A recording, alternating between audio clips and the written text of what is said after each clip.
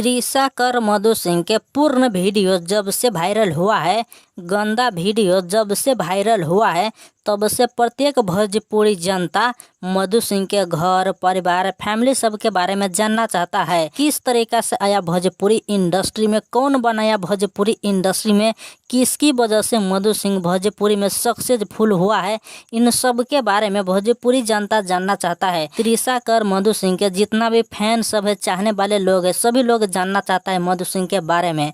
इसी में से अभी इस वीडियो में मधु सिंह के माता जी के दिखाने वाला हूँ।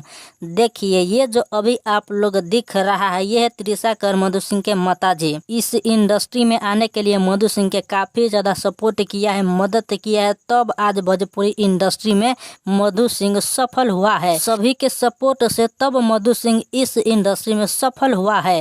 घर परिवार गांव समाज और सबसे ज्यादा भूमिका है भोजपुरी जनता के। भोजपुरी जनता के ही वजह से तृषा कर मधु सिंह भोजपुरी इंडस्ट्री में सफलता पाया है।